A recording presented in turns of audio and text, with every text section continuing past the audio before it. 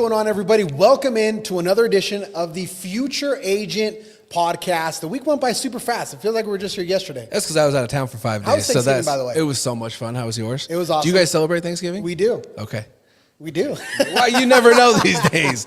You never know these days. That's true. We absolutely celebrate Thanksgiving. Hope all of you guys had a great Thanksgiving. Hey, today's topic is one that I think about every December, if I'm being honest. I first started doing this probably 5 or 6 years into my business as an agent of this concept of setting goals, which is what I want to kind of get into today. I think you're going to have a very unique perspective on this. December, end of the year, everybody's thinking about, hey, how did 2024 go? Was it a good year? Was it a bad year? What do I want to accomplish next year? And so I think a lot of agents, and I say from experience, we struggle with this part. We struggle to set a vision, set some realistic goals, frame the goals in the correct way, learn what to track, what not to track, what constitutes a win, what doesn't constitute a win. So today, I wanted to kind of break that down, since for the next 30 days, people are going to be in goal setting mode, prep mode for next year. So talk to us a little bit about that, Boo. I mean, you've been in this for a long time. Do you make business plans? How do you view the end of the year, starting into the next year? Do you even view it that way at all? Talk to us a little bit. Yeah, for me, I always start with my numbers. I always start with, what did I actually do this year? And I think that this is where it's so difficult for so many agents, because they want to look at it and they want to put asterisks all over the place. They want to look at it and say, well, 2024, we had the election. We had 7% interest rates.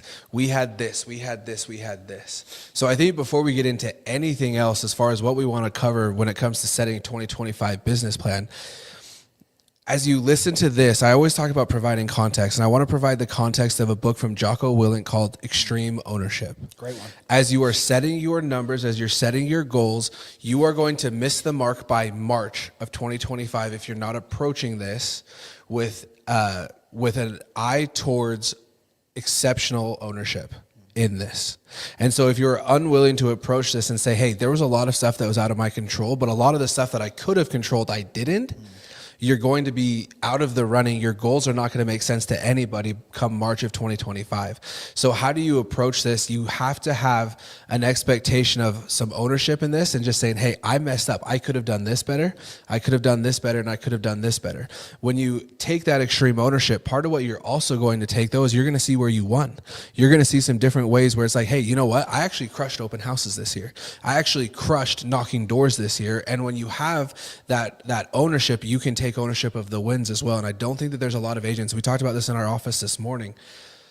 There's so many agents that don't want to take ownership for the good and the bad. Yeah. And if they were to tally up how many hours they're working versus how many hours they think they're working, two separate columns. Completely separate. So how do you get past that? How do you approach this and take some ownership? And how do you drop the ego a little bit to have that ownership? So I love the accountability portion, because here, I was listening to a podcast just a couple days ago, and I think it's very, very spot on.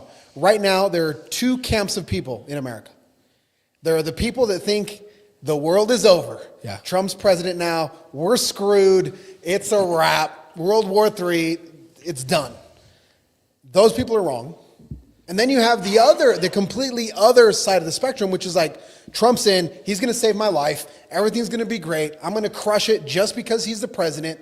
And they're wrong as well. Yeah. And so I've been thinking about that a lot, because I have friends on both sides of the political spectrum. And there's a lot of fear and anxiety on one end that I can understand. And there's also just this, how should I word it? It's not toxic optimism, but it's just feeling that it's blind optimism. It's assuming that whoever the principal is going to fix what's wrong with the school. 100%. And that's not true. So you got to get rid of both of those. Neither one of the, whether it was Kamala, whether it's Trump, nobody is going to come to save your life, which goes to the accountability point. So what I want to do today is, this is going to be a 2-part series. So this is going to be part 1. And I'd like to really get into the weeds of what we should think about, the 10 core pillars. Today we're just going to hit 5. When you sit down to plan some sort of goal. So, point number 1, you want to start with a clear vision and a long-term goal. Here's my pet peeve with goals. We're so bad at this that we just say, I want to sell more homes next year. I want to sell 30. I want to sell 20. I want to sell 30. And that's it. We put that on our vision board and we print out a big number 30 and then we put it on the board and that's it. And we stare at it every single day and we tell ourselves that we're kind and that we're worthy and that we're beautiful, waiting for the 30 to actually materialize. To magically show up. Magically show up. And so when I think of clear vision, and we're going to get into this in some of the other points, but it's how. It's not so much the what. Whenever we set goals, it's always the what. What do you want to accomplish? Okay, great. But let's get into the how. So for you, Boo, when you were back in your selling days, talk to me a little bit about the how. How did you break that down? How did you kind of put yourself in the right mindset to say, okay, how am I actually going to do this? So I think first, and this is where point number 2 is going to be understanding your numbers, but I think that those two kind of need to happen at the same time. So for me, let's take the end of 2019, for example. I looked at the numbers and I said, okay, if I want to make $1 million in selling real estate, how do I get there? And then I backed my way into it. I still remember I was sitting at church one day and I said, okay, I want to kind of go through this and see if this is actually something attainable. My biggest year at that point had been 70 something transactions. In order to break $1 million, I had to sell 153 homes. I still remember the number very, very vividly. And the way that I got to, okay, how do I sell 153 homes was not by going forward. It was by actually going backwards into the couple of years that I had been selling and really breaking down. And I think this is where so many agents go completely wrong, is they set the 30 on their vision board, they circle it, they put a picture of the BMW next to it, the house that they want to buy next to it, the vacation that they're going to take their wife on as soon as they hit it, but they don't actually figure out, okay, I just sold 15, how did I get to 15? And I think that's where you have to start when it comes to setting goals, is you have to go into the 15 and you have to break down, who are they? Where did they come from, and how did I close them? If you can't answer those 3 questions for all 15 of those transactions that you have, your numbers are going to be wrong. And I think this is where so many agents go wrong, is because they're thinking, hey, I just had a good year. I sold 15. Here's the issue, bro. All 15 of those deals came from the team. You did nothing to generate 15 deals. You showed up, and it doesn't matter what agent was in your spot. They would have sold the same 15 houses. Those houses were getting sold regardless on what you did. And that's really hard for agents to That's hear. what I'm saying. That's why you got to talk about the ownership. It's a little bit of a kick in the nuts of like, wait, I'm not special? Well, and it can either be a kick in the nuts, or you can look at it and say, okay, and for me, when I was working for the builder at the time, we had model home traffic, which was our team generated deals. There was no way for me to scale my business to 150 transactions a year with 2 deals a month on average coming from the team generated lead sources. So you can either look at it as a kick in the nuts, or you can look at it as a way to say, hey, this is actually how I get to my numbers. Because if the reality is if you sold 15 from your team, the way that you go and double that to 30 is by taking in twice as many leads. If I had to guess, at least in our shop here, that's not an option. I'm not going to send you twice as many leads for you to go from 15 to 30. So how, going back to our original question, are you going to get there? You got to go and figure out where those deals came from and if it's realistic. I had a conversation with McKay in here earlier today, and he said, hey, I somewhere between 12 to 15 this year. I want to go to 24. I said, okay, how did we get there? About half of those, or the majority of those, about 8 to 10 of those came from Zillow, came from the paid team lead source, and 3 of them came from FSBOs. So he said, okay, your 12 are going to stay the same from the team. Those are going to translate over from 2024 to 2025. You did 3 FSBOs this year. Can you quadruple your input in order to get quadruple the output on the FSBOs? Do you know what his answer was? No. When you actually got into it, there wasn't a way for him to quadruple his input with for sale by owners. So what does that mean we need to do? It means we need to bring on an additional activity-based prospecting method in order for him to hit his 24. And that's where I think that the word strategy comes to mind. Because in his case, he could have just said, 24. FSBOs were good. I'm just going to go do a bunch more FSBOs. But you want to go as many layers deep as you possibly can. And you said something key, which I think speaks to the massive benefit of being on a team. You said, hey, you did X number from the team. Those are going to maintain. Those are still going to be there. Those are still going to be there. That is an underrated point. Yep. That is an underrated point. And that's why I think, and I agree with you, and we're so loud about this, that agents, if you can join the right team, you'll have the 6, the 8, the 10. I mean, how many is Brian going to do, even though he's a little bit of an anomaly? 23, most of those team generated. So if you're somebody that says, man, I have no clue with this prospecting thing, you join a team like ours where you're going to get some production just from showing up and doing the work. So that's on one end. The other point that I want to make is when you talk about the the activities, which goes to point number 3, building a lead generation plan. There are going to be two camps. So I love your point of, if you're already an established agent, look to the past, see what has worked, and strategically see if you can increase the output to get more input. But what about agents that are brand new? What about agents that can't look to the past? They haven't had any track record of success. What would you say to them when they get to point number 3 and they're saying, hey, how do I build a lead generation strategy that actually works? They don't have the benefit of hindsight. What would you say to them? So for those people, I would say slow down to speed up. And what I mean by that is, rather than setting a numeric goal, I think you would be better off to set a goal of establishing what your activity-based prospecting method is going to be. So your best case scenario, if you were to take the next 90 to 120 days and try everything. And to me, there's 3 main activity-based prospecting. There's cold calling, whatever list you want to cold call, door knocking, and open houses. Those are the 3, as far as I can tell. Those are the 3 really big activity-based prospecting methods. You need to go try all 3 of them. We talked about this last time. You need to try all 3 of them, and then you need to review at 120 days. And you got to take very, very detailed numbers, because you don't have the transaction count that everybody else does. But you need to, by the end of April, you need to know what your activity-based prospecting method for the rest of the year is going to be. If you're still sampling and trying the smorgasbord 10 months from now in October, you're going to be in the same spot, and you're not going to have the transactions to look back on.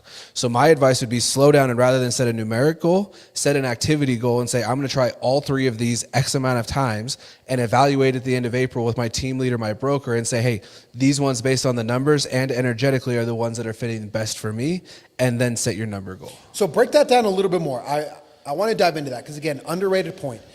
Instead of saying, I'm going to go out and generate X number of leads, the goal should be, I'm going to put in X number of hours, I'm going to hit X number of doors, I'm going to make X number of calls, because that is something that you can control. Yes. You can't necessarily control how many deals are going to come from those activities. It's really hard to chart when you're new. Once you have an established skill set, now we can do what you do very well, which is, okay, what is the conversion rate? What is this? What can we realistically expect? But at first, you just can't do that. So instead of saying, I'm going to get 10 listings from door knocking, you say, what? I'm going to door knock 100 doors, 200 doors, 500 doors, however it takes. I would base it off of conversations. Everything in this business starts with conversations. Conversations turn into leads, leads turn into clients, clients turn into active clients, and active clients turn into transactions. The funnel. That's the funnel that they all fall down. So I would be tracking, Tingy, if you can get that back up on the screen, that would be great. I would be tracking the amount of conversations that I have from each one and how much input I had to get in order to have conversations. Because if you can knock 50 doors and have 25 conversations versus make 250 cold calls to have 5 conversations, you can do the math really quickly and say, my time is best spent knocking doors. Now, having said that, part of this, and I think this is where so many agents miss, is this has to be evaluated energetically. So McKay, who I talked to earlier today, I said, okay, so you can't get there to your goal by doing just FSBOs. What other activity-based prospecting method do you want to do? And for him, it was open houses. I said, okay, tell me more about open houses. And he said, well, Boo, I got to be honest with you. I have an entire folder of sign-in sheets from open houses that I never called through. And so I said, okay, now we need to have a different conversation. Rather than this being by the numbers, energetically, there is something that stopped you from calling through those leads. What is that? Because right now, if you look at it just based off of the numbers, cold calling wins. Why does cold calling win? Not because he has more transactions from it, because it's the one that he's actually doing. Right. If you are unwilling to follow up with these people, then cold call all day long. Sure. Because energetically, I think you're better off, and we're going to start testing this theory a little bit. The best activity-based prospecting method is the one that you're going to do consistently for an hour or 2 a day until next year at this time. And the encouraging thing is that we know everything works. Like they all work. You look at agents across the country, there's all kinds of agents. So everything works. I think that's an encouraging point. So that's point number 3, build a lead generation plan. Can I add to that really quick too? Yes, for sure. I want to, before we move on to develop a lead nurture strategy, I think the two kind of go hand in hand. The conversation I had with McKay, I think, was very indicative of where a lot of agents find themselves. McKay today is okay throwing an open house every Saturday. McKay today is okay showing up at the office at 9 a.m. to be making his FSBO calls every single day. But that's going to die.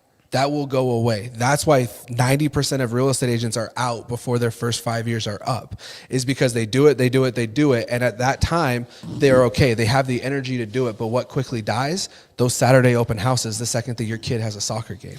How do you think you can stretch that out to make it last longer? I don't think you can. My opinion is that you cannot stretch that out. You might be able to force it. You might be able to burn the candle even a little bit deeper than what some people are willing to. But what I told McKay is that in addition to all of this, we have to start working on your content creation strategy and your personal brand development for 15 to 20 minutes every single day. It's a little bit more of a passive strategy. Correct. It's going to take us, and I told him it's going to take us 12 to 18 months before you really start to generate a bunch of your business from building your personal brand.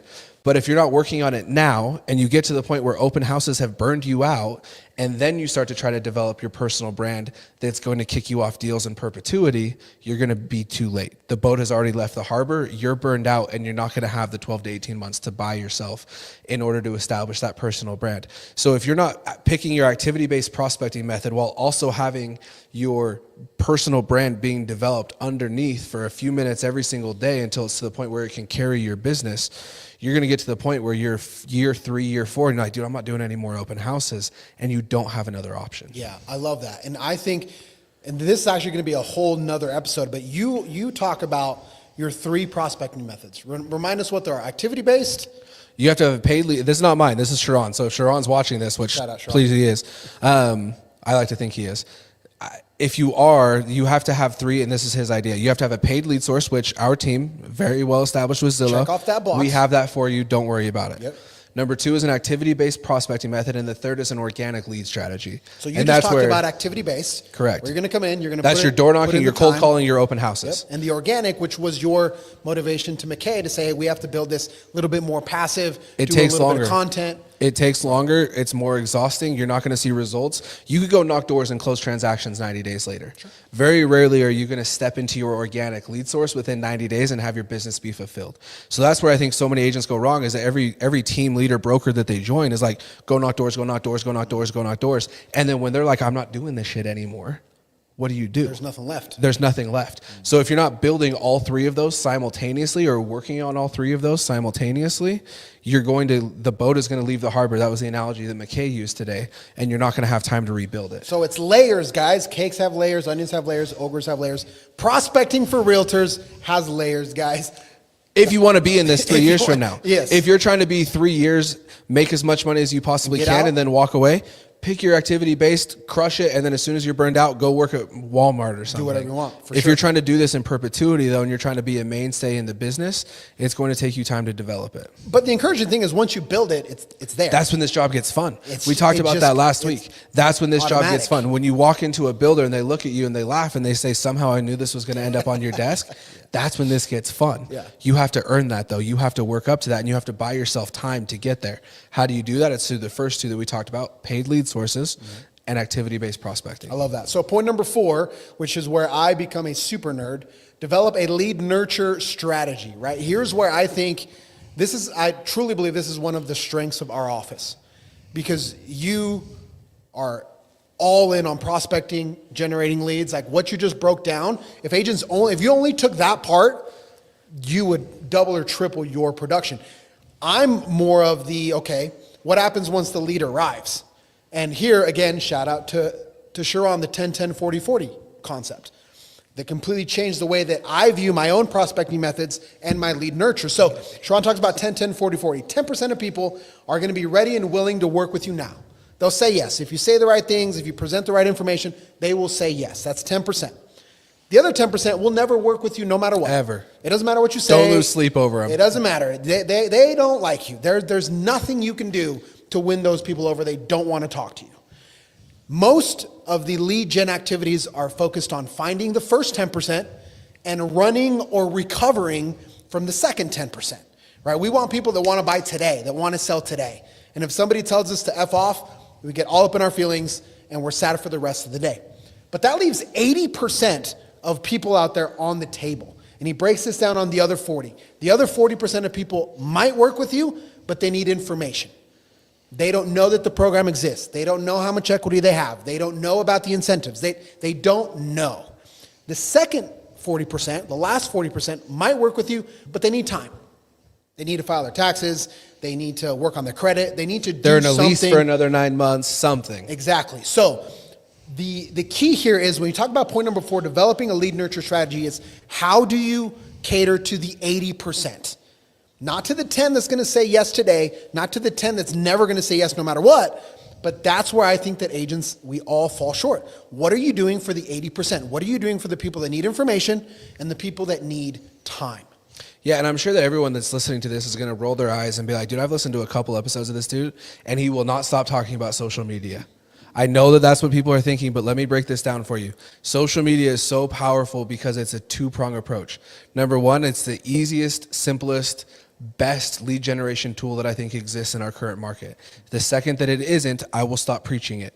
Until it is, though, I'm going to die on the hill. But number two, I think it is the single best CRM that exists on the marketplace.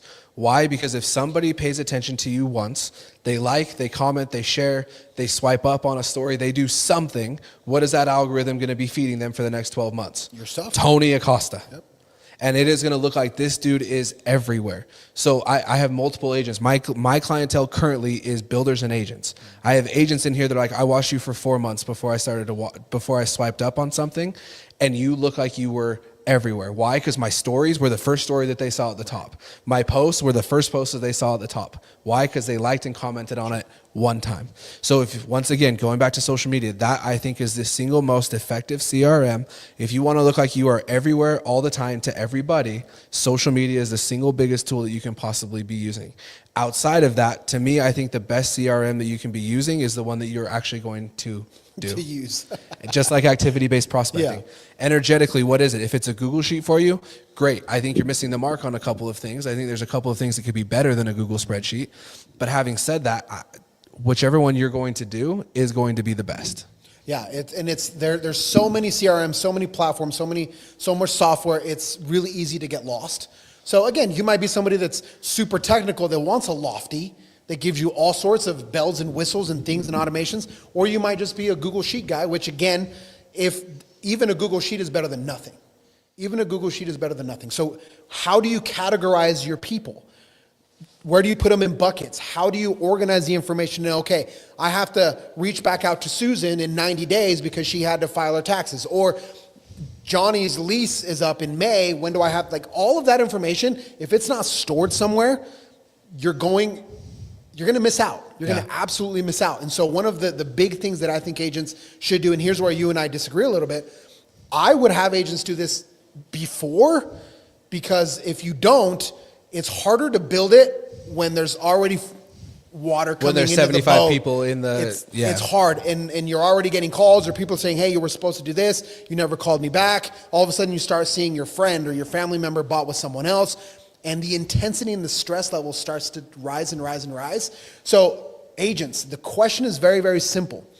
Where are you keeping your lists of people? Where are you putting your notes? How are you reminding yourself what needs to be done and when, so that you can go after that 80% that is going to need time or that is going to need information? And to your point, I think social media absolutely can fill both buckets, because at the end of the day, it's top of mind dynamics. That's what it is. I mean, I talked about this on Threads the other day. 75% of consumers work with the very first agent that they contact. Why does knocking doors work? Because you're knocking on the door right and there. your timing is perfect. Right. How do you make sure that your timing is perfect for everybody? It's staying top of mind always for everybody. So it's understanding social media through that lens. It's not about getting 1 million views. It's not about getting having the right 5,000 views. followers. It doesn't matter. It does not It doesn't matter. Anything you want to add to point number 4? Yeah, this is one that I really struggled with, and I do think that this can be market specific at times. When I was selling in 2020 and houses were transacting like crazy, you could list them for 1% and still sell them. Yes, I did that. I think that the CRM became a little bit not as much needed, if I can say that respectfully to people that are CRM junkies.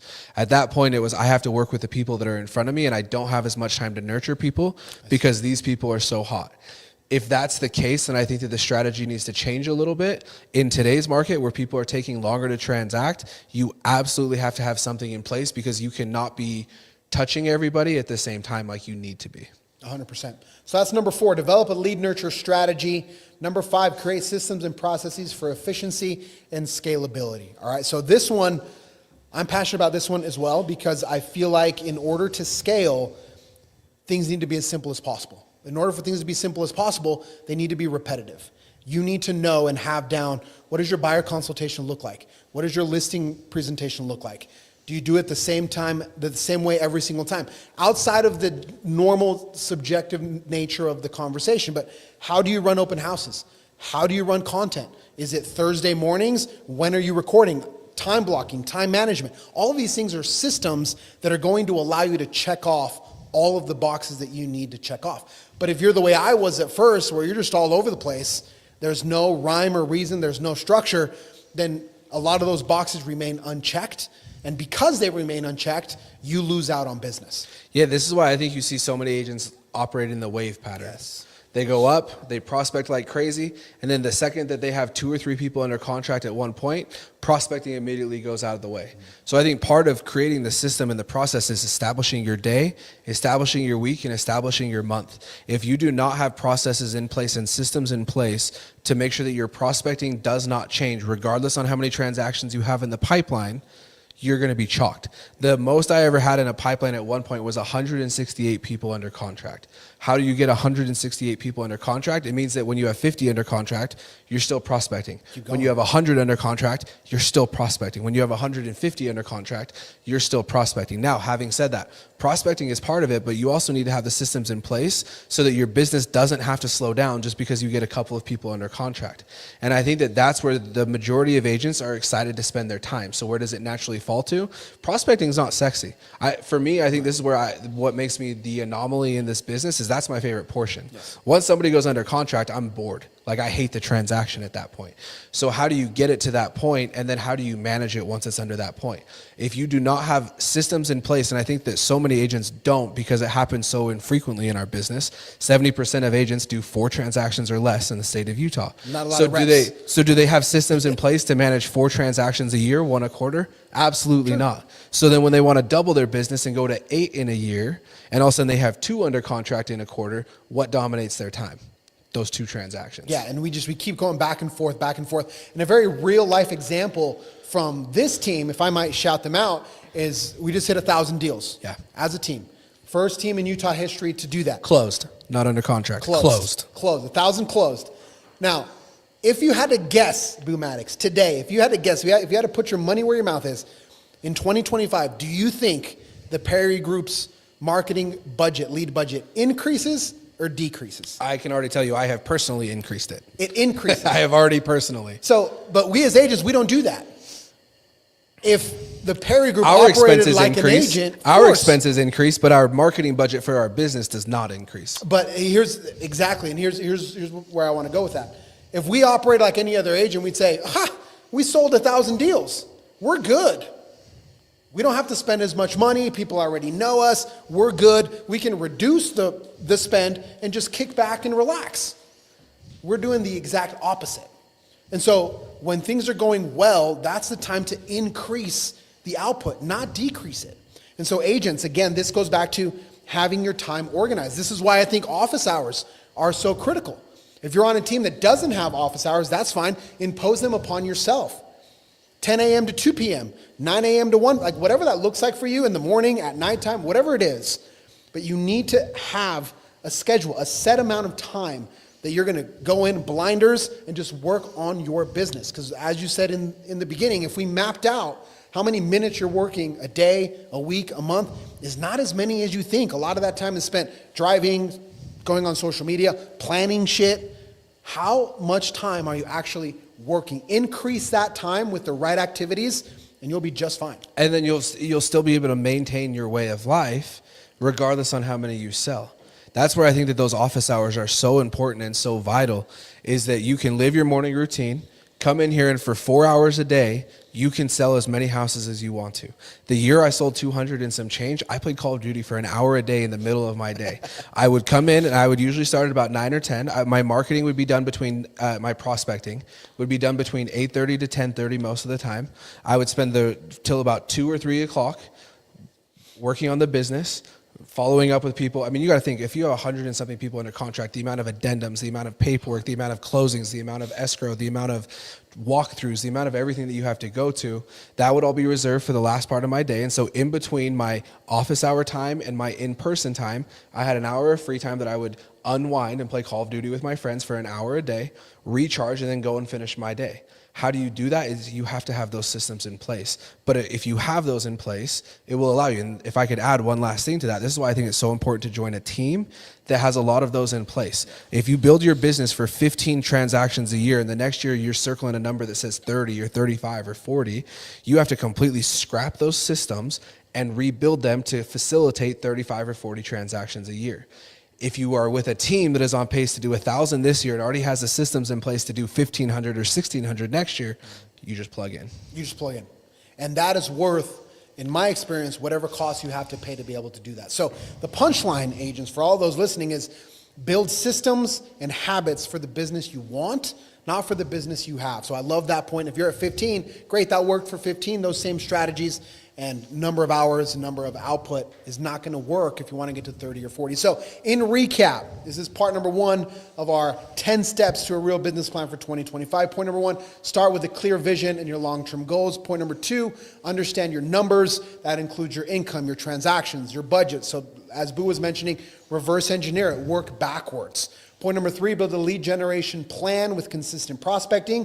What are your activity-based, paid-based, organic-based? You want to be very, very clear on those. Might take a little bit of trial and error in the beginning. Put in the work to do those, and then focus on the ones that work the best. Point number 4, develop a lead nurture strategy. What happens after the lead gets here? 10, 10, 40, 40. How are you solving for the last 80% that need information or that need time? And point number 5, creating systems and processes for efficiency and scalability. All of these things go into building a plan that actually has a shot to get you where you want to go. Tingy, we flip over to StreamYard really quick just so we can see. Guys, if there are any comments, these are always live. Yes. So if there's ever anything that you guys have any questions about, we are more than happy to take a couple of minutes at the end and address anything that people have specifically. Other than that, though, this is going to be happening every single Monday, 2 o'clock Mountain Standard Time. We have the systems in place, and this is going to be done. Like, comment, subscribe. Let us know down below what it is that you want to see more of. The goal with the Future Agent podcast, when we put our heads together and said, what is a name for this thing? Our goal is not to be creating content for agents today, but that agents are going to need content around what agents are going to need in their business 2, 3, 4, and 5 years from now, because it is changing. What is going to be required and asked of an agent is going to change dramatically, in our opinion, over the next 3 to 5 years. So make sure you're subscribed, and we'll make sure that you're ready for when those changes do come. We'll see you guys next time. Love you, Zach.